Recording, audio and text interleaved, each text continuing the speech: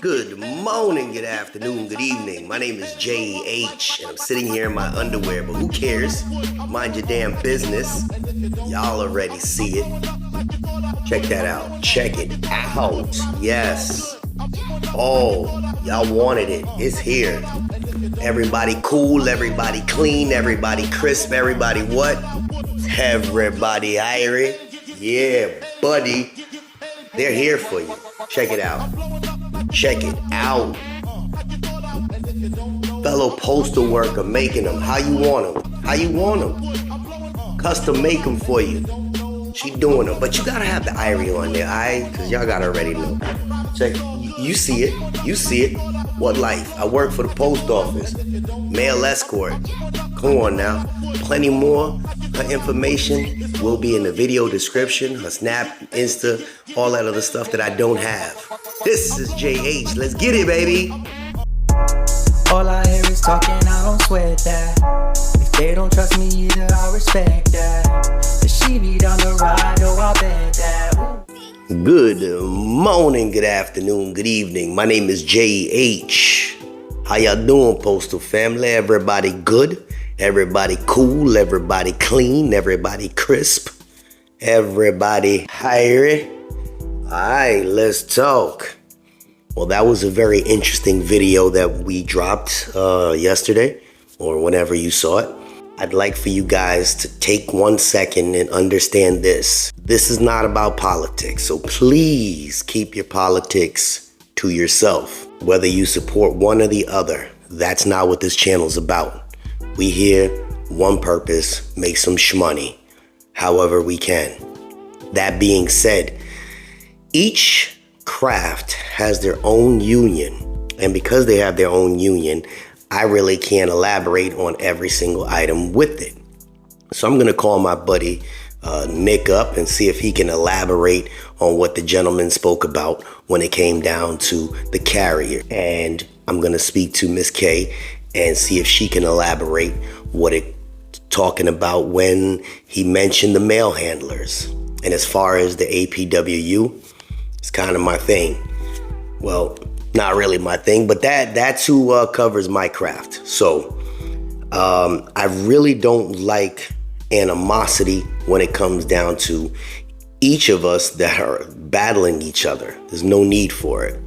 But what I do need is for people to understand that whatever we have going on, it is happening, and it's happening today, and it's been happening for months now. And if we don't have transparency and we don't speak to our reps and we don't want to do anything except for sit back and complain, then why are we even here?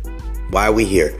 Because reality is that the change is coming. And as the gentleman said, there's probably little that we can do to stop it at this moment. Do we sit back and we ride the wave? That's kind of my plan. But I also think that when there are issues that arise that directly affect job duties, where we would be taking on different tasks that don't fall underneath my specific craft, that's when we push back. So again, if you are a clerk and your clerk duties, and you know what your duties are, all you got to do is just check out your handbook and see what falls under clerk duties. So if they ask you to do something that's not on your bid, but it falls underneath clerk duties, look forward to when they change these bids up. That's what's going to happen. They're going to add more duties that fall underneath your specific craft. Now, they're not going to ask the truck driver to go and sort mail. That's not going to happen. They're not going to ask the mail handler to go move a truck in the yard. That's not going to happen. But if they tell a mail handler that a specific job is to work on sorting the letters as they come in, they say, hey, I need you out on the dock to cover some stuff on the dock, or I need you in the trailer to scan, etc., etc. That's what's going to happen, because it falls underneath the mail handler craft. It's not that you're crossing crafts. You are doing different work than what your bid was assigned, But again, I believe that it's definitely coming down the pipe that they are going to add more duties to each specific bid. My bid says, hey, Jay, go to point A, point B, point C. And I said, okay, that's no problem. Then they said, well, we need you to also stop at the airport, then go to FedEx, then go to UPS. I say, well, that's part of my job. You're adding more work to my job, but it is my job duties. Now, if it's unrealistic and I can't physically do it within the time allotted, that's when you hit up your union rep. But what I've been noticing, and this is where the issue arises, this is why it all sparked, is because we have mail handlers that are standing around while other mail handlers are working hard. And just because their specific bid says, hey, you only unload trucks between door 20 and 25, but all of the trucks came in between, doors 12 and 18. Now it's jam-packed down there, but you got the people that are at the other docks just standing around. That's where the issue arises. All of them down there scrambling, but you over there scrolling in your phone. Let me tell you something. As a McDonald's worker, you can't scroll in your phone. As a Walmart worker, you can't scroll in your phone. You can't just lean back. That's where we see the issues arise. If I get back and then all the people that are supposed to be working at my doors on lunch, but you're the only one here, you don't think that you should come and help me? Somebody's gonna say, no, that's crossing over. That's taking somebody else's work. It's not somebody else's work. It's work that falls underneath your craft. And you don't have to like what I just said. That is what they are going to do. That's not something that Jay's just hoping is gonna happen. That is what is going to happen. So long as you have a job, what is the issue if you actually work while you're at work? That's my thing. Now, gentleman says, hey, we don't have enough people. Well, a lot of people don't come to work. So if you were fully staffed, do you really have enough people? Or is it that there's some people that work harder than others?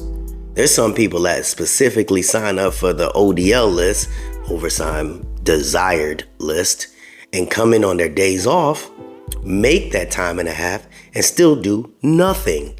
That's because the post office allowed things to go like that for so long.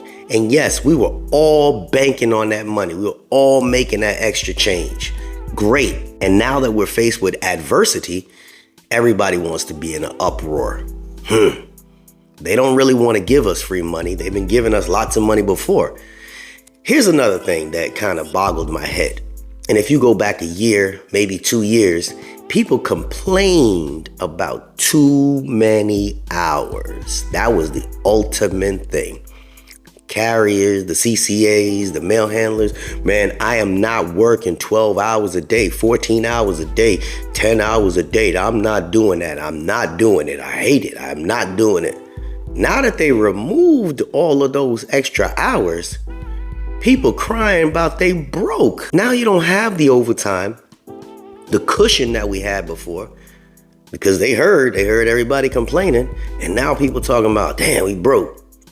People didn't want the overtime desired list, and now you hoping to get an hour of overtime every other day. So you're damned if you do, you're damned if you don't. Nonetheless, we gonna keep struggling. We gonna keep powering through this.